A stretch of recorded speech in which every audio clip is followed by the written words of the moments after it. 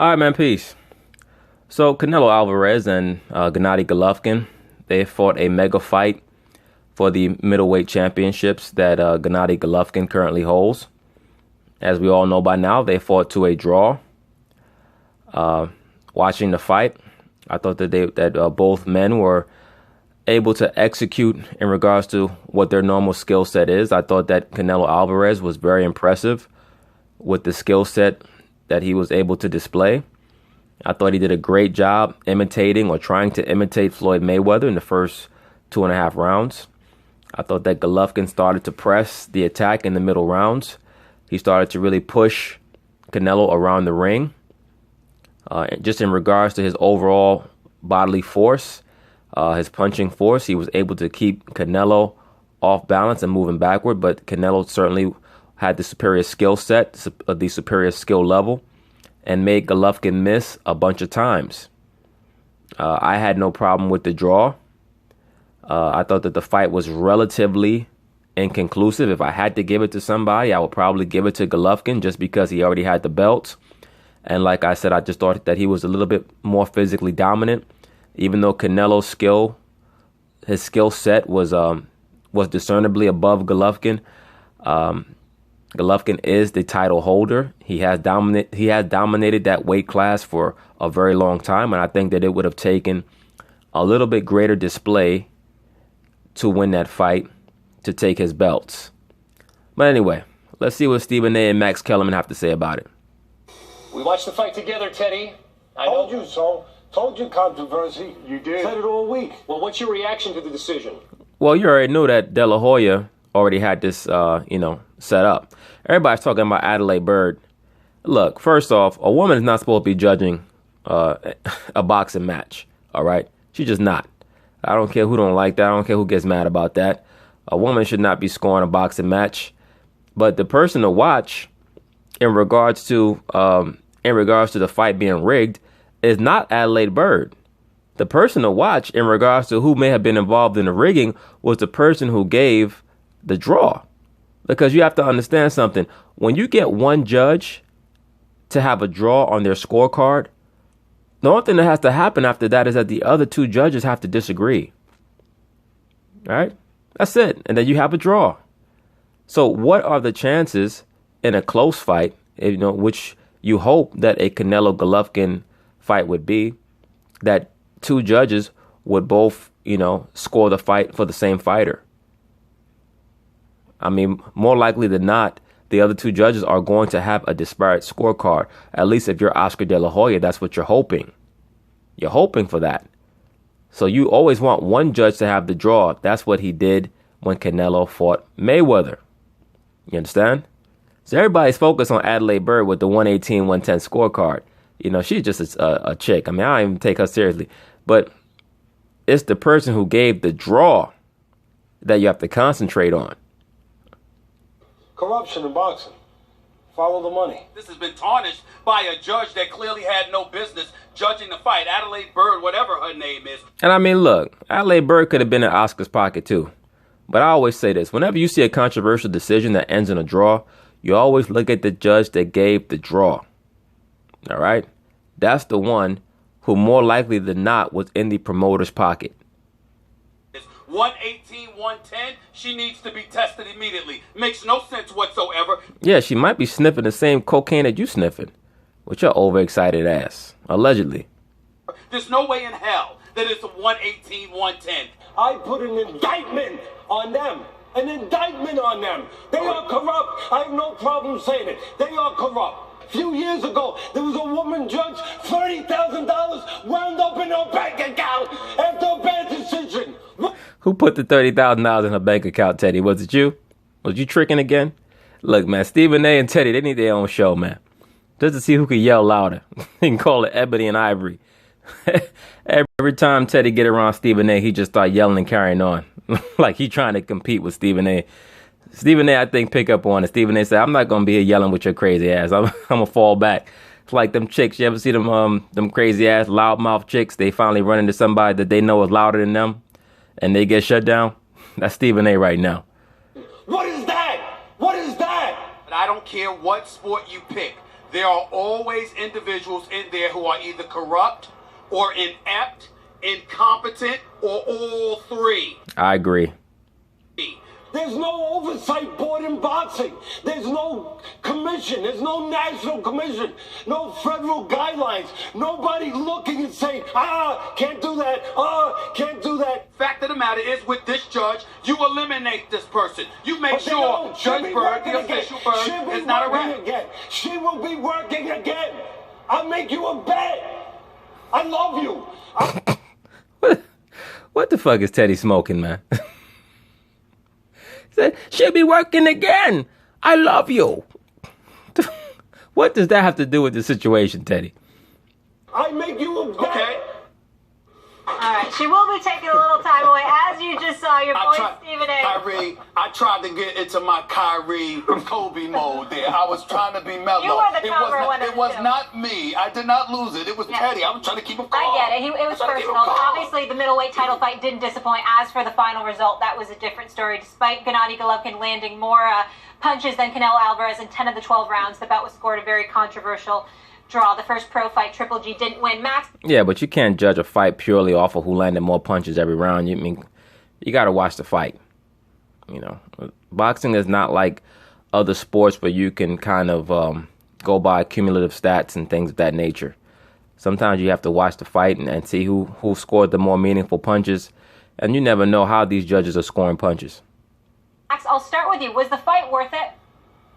Oh, yeah. I mean, come on. This whole year for boxing has been great, and this was another excellent chapter in it.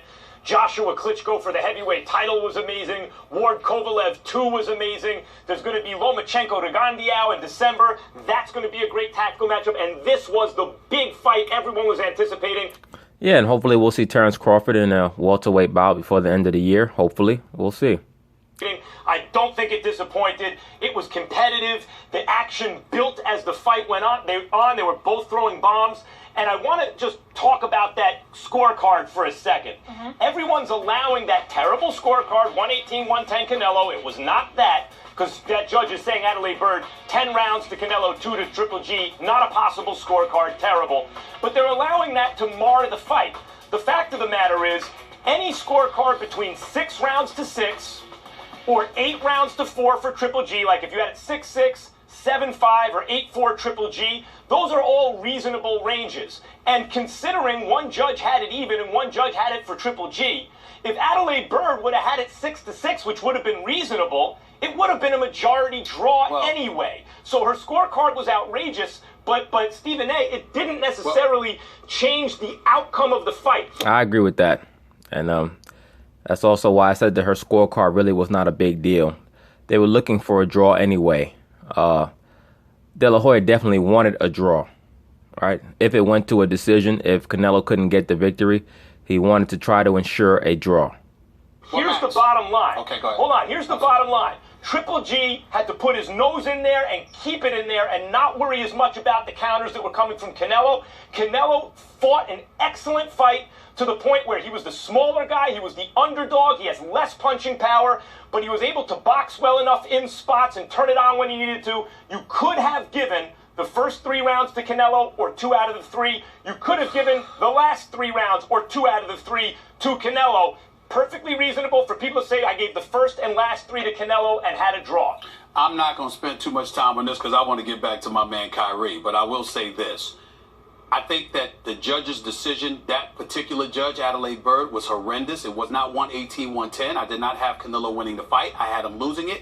I had Triple G winning 115, 113. I would not have minded a score of 114, 113 with one of the rounds even.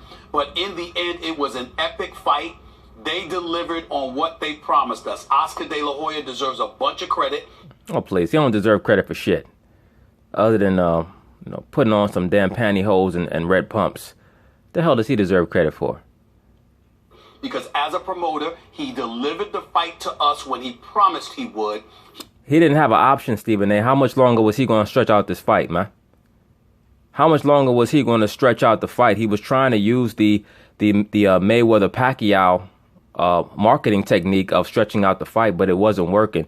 They were only the people were only losing interest. It wasn't gaining an interest because neither one of those fighters have an overpowering personality like a Floyd Mayweather where you're interested in what they're doing or who they're fighting. All right? That's why he had to protect Canelo by constantly lining him up against guys that he was a prohibitive betting favorite against. Same thing with Triple G. Triple G finally stepped out and fought Danny Jacobs. All right? So we'll see what happens.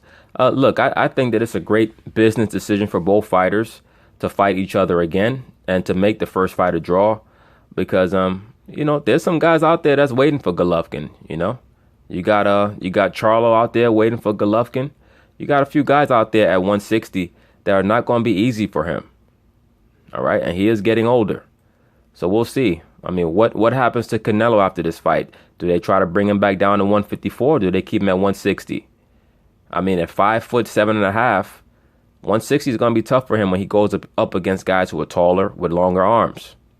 He made sure Canelo was ready. Canelo, to me, anybody else that would have been in that ring with him, he would have knocked him out. Only Triple G could withstand what Canelo was throwing at him, and Canelo's defense was superb. Yes, he was doing his Floyd Mayweather imitation, especially early. A lot of things that he was doing, you could tell he watches a lot of Mayweather tape. A lot of the, taking his head out of the center line. A lot of the feints, body feints. Moving his lead hand to try to distract Golovkin so that he can come in with the right hand lead. Moving his jab up and down. Did a very, very good job first 2.5 rounds. Triple G couldn't catch him with a right all night long, Kyrie. I mean, he swung about 1,000 rights, missed every one of them. Okay, we understand that. But in the end, it's going to be a rematch. The decision by that one official was bogus, but everything else about the fight lived up to, if not exceeded, the hype associated with it. We did not get robbed. The decision is bad, but because it wasn't a draw, there was a clear winner. It should have been Triple G, but those kind of things happen, unfortunately, which is why the UFC has elevated in popularity, because we've got somebody in Dana White controlling the sport that makes sure you get the fights that you want to see and you don't end up having this kind of stuff happen to you. But we got what we saw, Kyrie. No, so the reason why the UFC has elevated in popularity is because they filled a niche and a demographic that was woefully lacking in the last really 35 to 40 years in American sports. And that's the manifestation of white male masculinity in sports. All right. That has been greatly diminished in the last 40 years. And with the advent of the UFC and its growing popularity, Caucasian men have been able to turn on the UFC and see their own express themselves in an athletic manner, in a confrontational manner to restore their sense of masculinity. All right. Now you see that you have people of other races that are slowly trickling in. But what Dana White does a very good job of is putting a cap on the amount of men of color that you see invading that sport.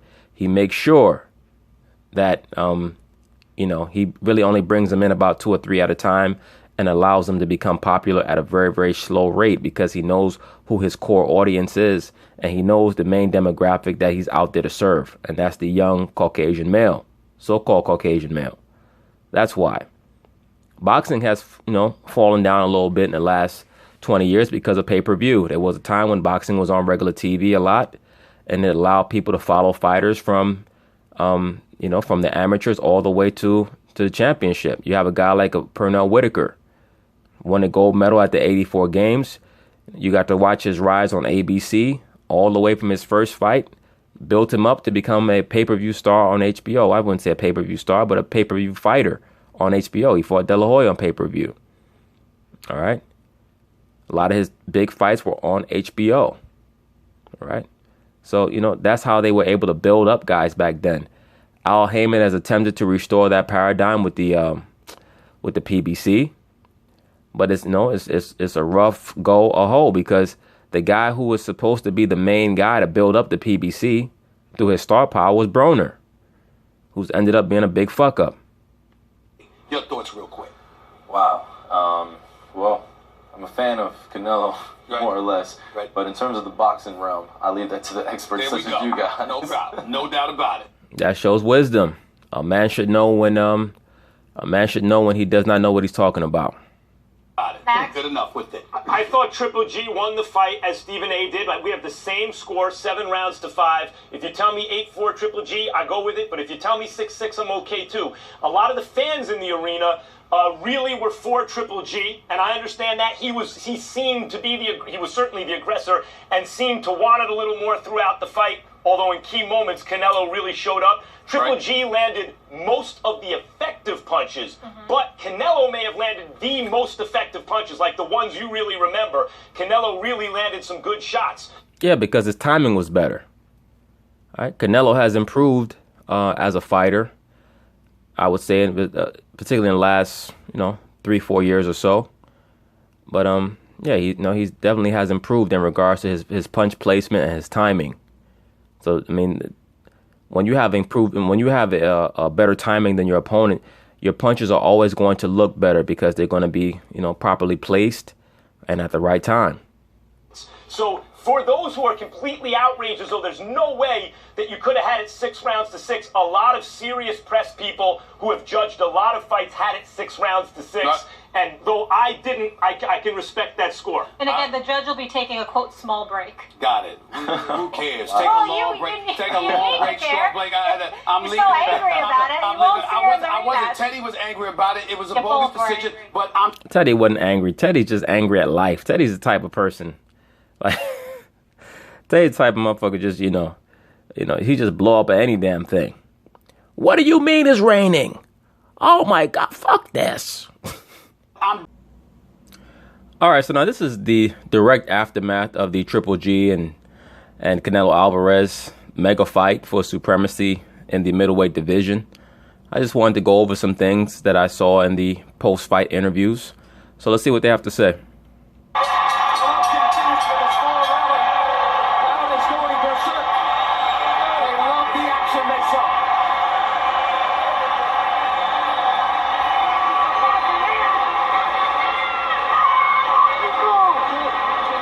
This was a great fight. Both fighters fought very hard. I thought Golovkin was just too physically dominant for him to not leave with his belts.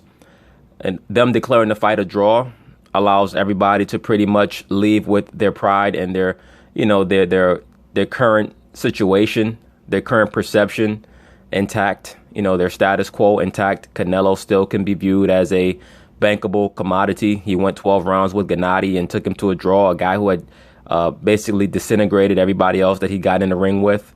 He never knocked Canelo down. Canelo was able to use his great boxing skills to survive, and he also was able to use his his good timing, his accuracy, and his good power to make Triple G respect him. So he was pretty much able to get through this fight with his reputation intact. His boxing skill set, as I've already stated, was above Gennady's by a couple of levels.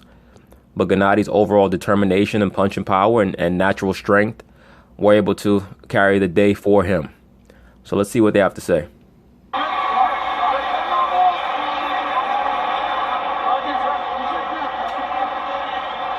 Let's go to Michael Buffer for the official decision.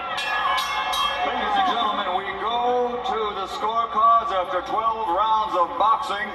Adelaide Bird scores it 118 to 110 for Canelo.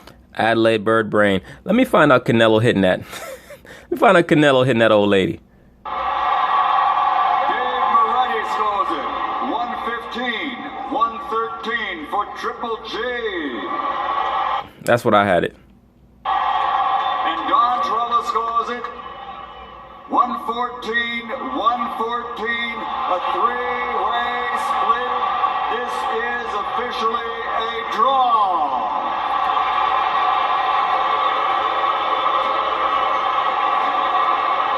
Well, I think a draw is a highly acceptable result. There are a lot of writers on press row, we are told. I don't know what Canelo's shaking his head for. He should be happy to have a draw. Triple G, a draw is basically a victory. He keeps all his belts. And it sets up another big money fight. Most likely, I would say, probably next March or next April, somewhere around there. Who had scored the fight a draw.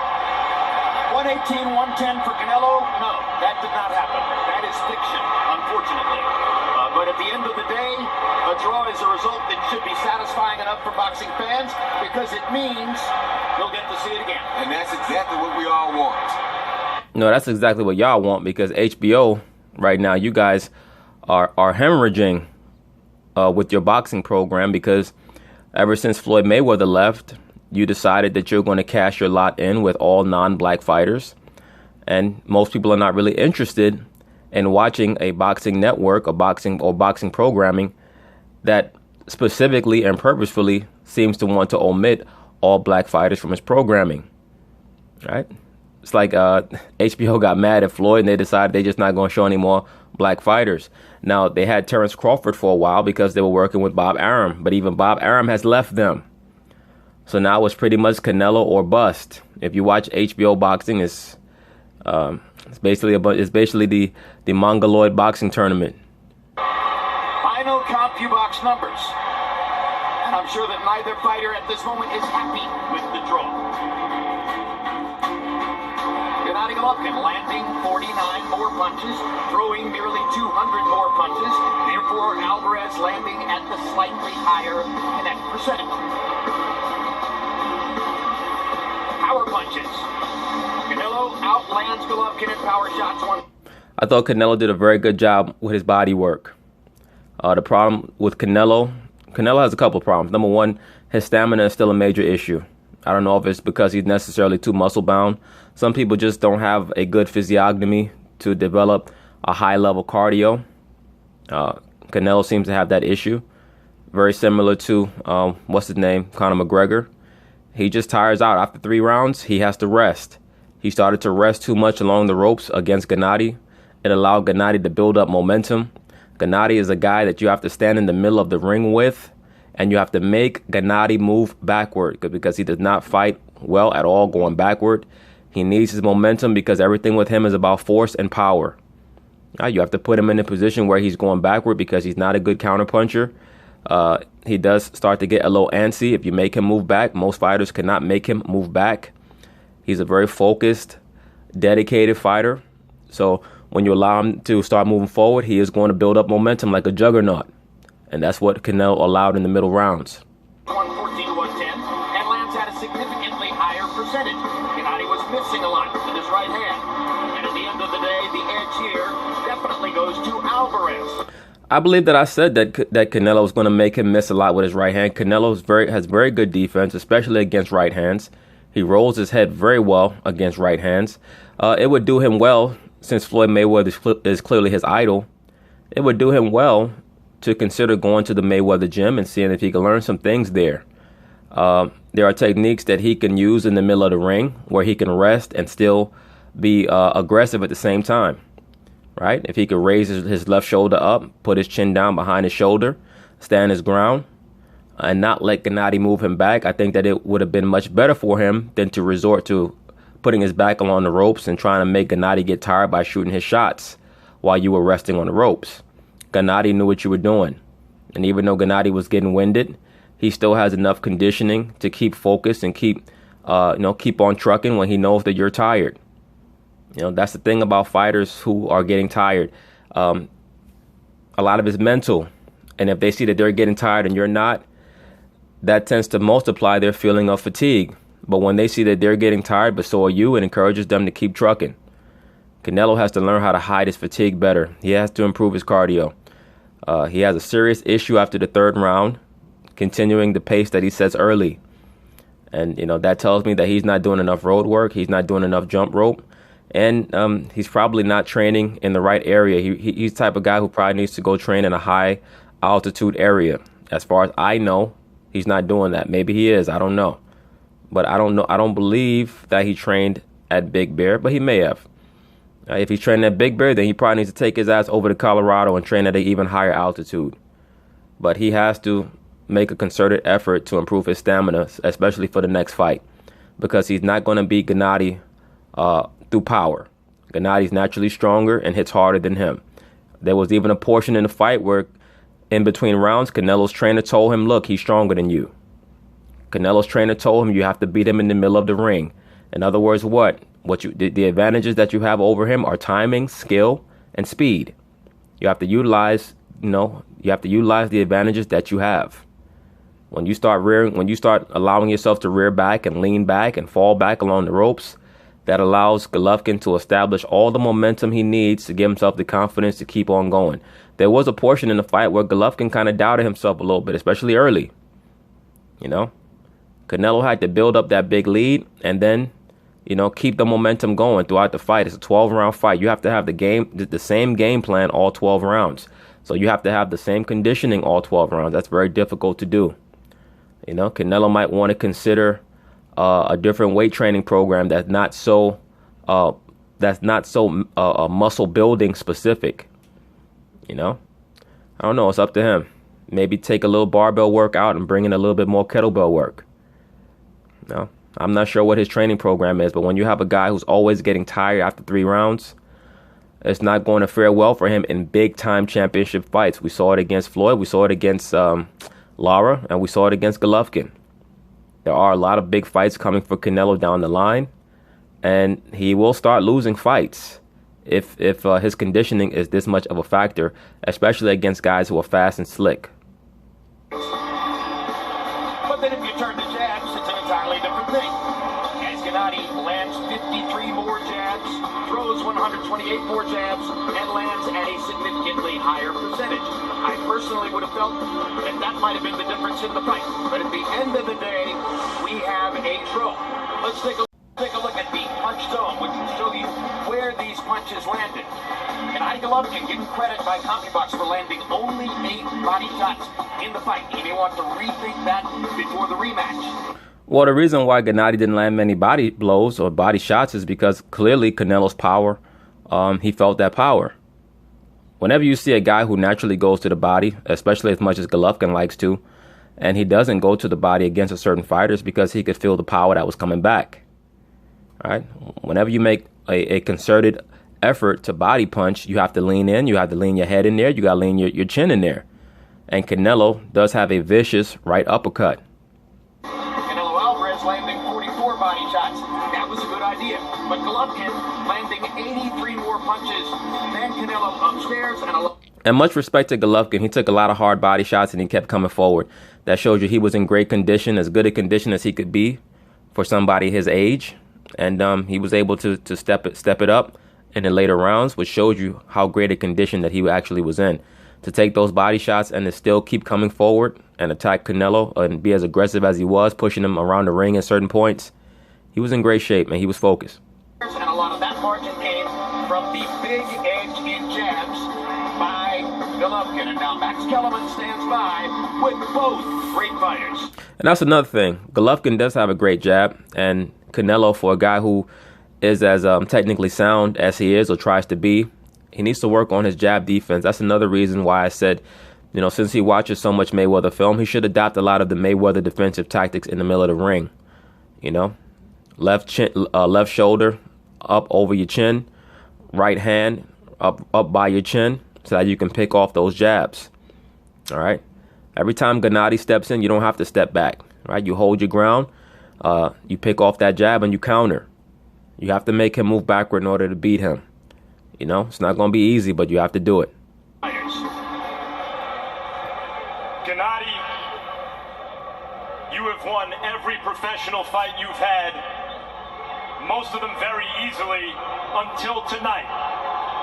Well, most of his opponents have been very easy. And that's not taking anything away from Golovkin. He is a great fighter, but most of his opponents have been very easy. But to his credit, a lot of great fighters have ducked him. Number one being Sergio Martinez.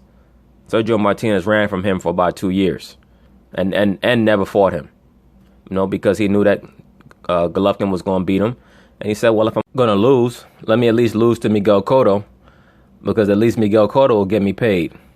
All right. If you guys remember when Sergio fought Miguel Cotto, he had that brace around his leg. Like, he had no chance. He was hobbling around. That fight should never have even been made. And Miguel Cotto looked like a tank in that fight, man. That man, he was training with Freddie Roach. He had like an 8-pack. Like, he had muscles, as far as his physique, that I never saw Miguel Cotto have. Not saying that he necessarily was on something. I'm just saying I've never seen him look that ripped before.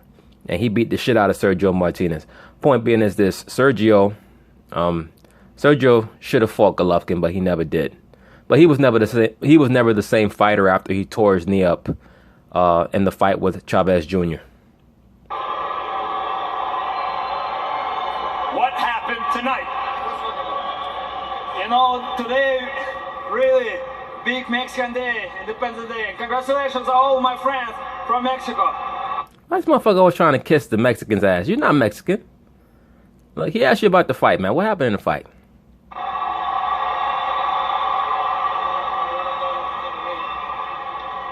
But how was Canelo able to neutralize you, especially early in the fight, and then have success late when it looked like you had started to build a lead? You know, he has good experience. Just I want a true fight. You know, I like Mexican style. I told you every time I have Mexican style. I want a true fight, like, you know, close distances. Just no defense. Just hit each other. Just, you know, like two idiots. That's what I look for. I look for Mexican style. You know, Canelo, he box. I don't know why he do that. I just want to hit him. He hit me. We go back and forth like that, Max. I want big drama show. Did you get it tonight? No, not too much. And first of all, I wanna thank you very much. You know, just my Kazakhstan fans, just who support me, just Alga Kazakhstan, Urgen Rahmet, GGG. What? What language is that? He's a GGG. Canelo, Triple G came into this fight known for his vaunted... Look at Canelo. Canelo, he about to go into the woods and chop down a tree. power. Did you feel it tonight? La verdad que no. No, truthfully, no. No como pensaba o como decían que tenía la pegada. La verdad que no me sorprendió nada. No, truthfully not. Not as they spoke about, not what I thought. No, it really didn't surprise me. I don't know about all that. He had you backing up like I've never seen a fighter have you backing up. You know, like Mayweather had him backing up, but I think it was more out of confusion than anything else. Like, you know, Mayweather, of course, does not hit as hard as Golovkin, but Mayweather hits fighters with punches that they don't see. So, I mean, if he's hitting 60% as hard as Golovkin hits or 70% as hard as Golovkin hits, it's almost the same because you don't see where the punches are coming from. Golovkin just hits with brute force. And there were portions of the fight where he was beating Canelo around the ring. So Canelo could talk all the shit that he wanted to talk about, how he didn't feel the power. You felt the power. It's just you were in great shape and you could weather it. All right, so kudos to you for that. It was obvious to me watching the fight that Canelo spent a lot of time watching his fight with Floyd Mayweather. And he tried to do to Golovkin what Mayweather did to him. But he was unable to make it happen because he doesn't have the conditioning. I mean, among other things that he doesn't have. But he did a very good impersonation of Floyd. You know, it's just he couldn't, you know, he really couldn't make the fight plan work.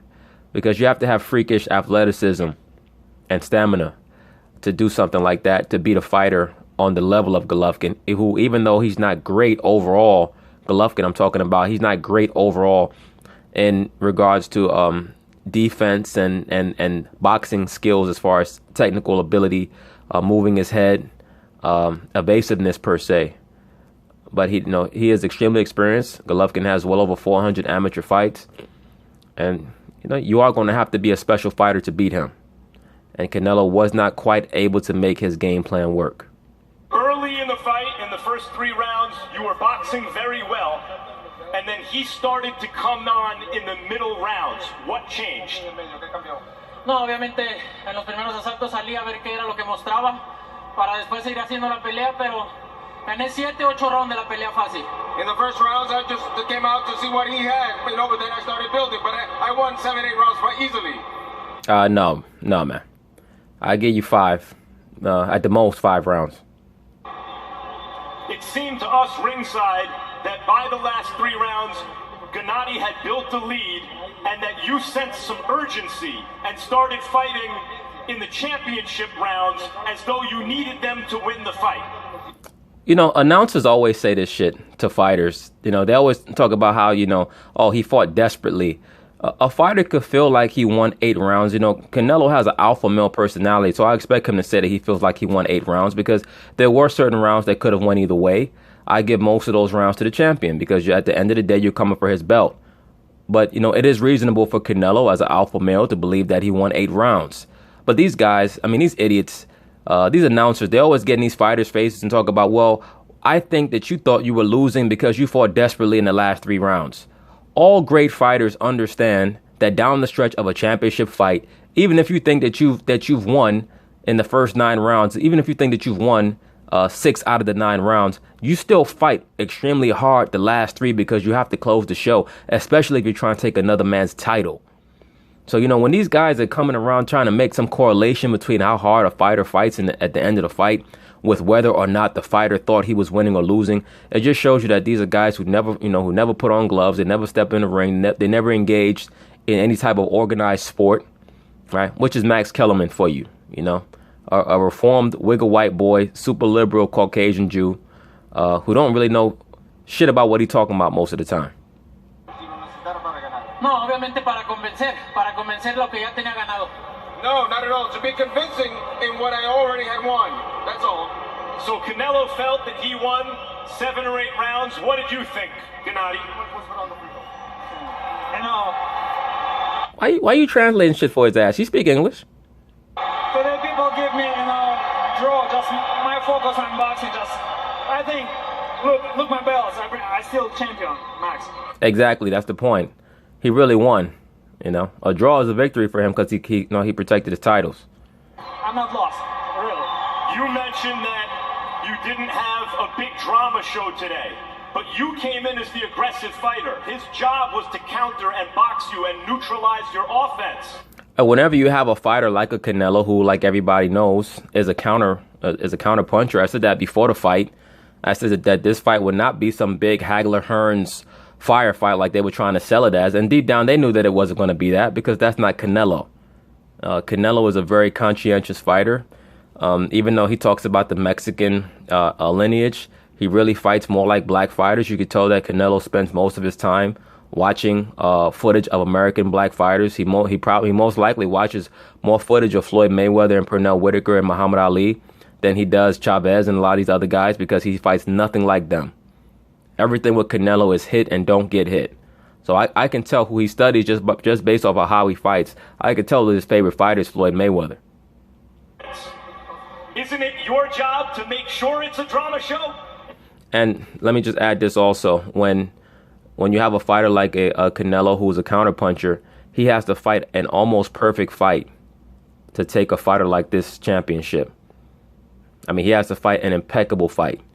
You look at a guy like Pernell Whitaker, his performance against Chavez, he beat Chavez, and they called that fight a draw. So that shows you how hard it is for a counterpuncher, skilled fighter to take the belts from a person who they view as an initiator of violence. This is not my fault. I'm pressure every round. I want big drama show. I want to give all people my big present. This is not my problem. I'm very happy today. I come back to Kazakhstan, to my country, and I say thanks to who support me. Guys, it was a really good, crisp fight with change in momentums. In momentum, it ended in a draw.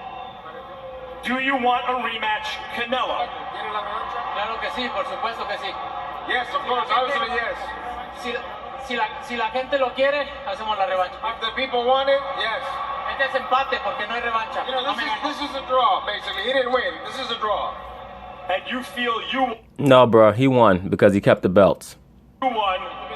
What about his feeling that you didn't stay there to fight him, and as a result, it wasn't dramatic enough? Ahí estaba para pelear. I was there to fight. I was there. Yo hice mi pelea, siempre dije que iba a estar un paso adelante de él. I did my fight, and I always said I was going to be a step in front of him. Gennady, do you want a rematch? Of course I want a rematch. I wanna fight. I want the money. I need money. Rematch or next fight, I wanna fight. True fight. I have my belts, I want a champion fight. Canelo boxed very well, especially early and then again late in the fight. He says you weren't able to hurt him. It was a close fight. What would be different in a rematch? Would you fight him any differently? I don't think that in a rematch that it would be up to Golovkin to fight any differently. He pretty much got the victory in this fight. He kept all his belts. It would be based on the adjustments that Canelo would have to make. Once again, if I'm in Canelo's camp, number one thing, we must work on your conditioning. You must be able to perform all 12 rounds in the fight. That's number one. Number two, you cannot allow him to back you to the be You have to develop a game plan that you can execute in the middle of the ring for all 12 rounds. You have to be able to execute a game plan where you can make Golovkin either be stationary or get on his back foot. That's when he's a totally different fighter. All right, you have to nullify his jab. You're able to nullify his left hook to the body. He barely threw any body punches, so that's a big plus. That's a big reason why the fight went 12, because Golovkin was not able to establish a concerted body attack. So that's one of the positives in the fight. Number two, you were able to execute your timing punches on him. You hit him with a lot of great counter shots, right uppercuts, left hooks. You're able to get off your combinations on him. So the main thing that you have to win is the battle of the jabs, right? In a rematch, you have to nullify his jab, and you have to nullify his forward momentum. So if he can do those two things, he will win the next fight. Just I have a couple ideas. Right now he moved too much. Just I wanna close fight, Mexican style. Right now, just my experience, I'm bringing boxing right now. Thank you, Gennady, for a terrific fight as always. Canelo, would you fight any differently in a rematch? He seems to want you to stand still. Bueno, ya veríamos en la segunda pelea, ¿no? Pero le volvería a ganar. We'll see. We'll fight in the second one, but I win again anyways. He says, I like the translator, but I win again anyways. Thank you also for a terrific fight. Thank you both. Jim. So somewhat controversial in the eyes of some, unsatisfying ending. I don't think it was a controversial ending. I think it only would have been controversial if somebody clearly didn't deserve to win. And I feel like Golovkin won the fight, but it wasn't a dominating enough performance for him to be dissatisfied with the draw. I think he was very happy with the draw because he kept all his belts. It also gives him an opportunity to make a lot of money in the next fight. So everybody pretty much wins. Everybody wins. De La Hoya wins. Golovkin wins. Even Canelo wins to a degree because he keeps his reputation intact. But anyway, that's my review of the fight. Peace.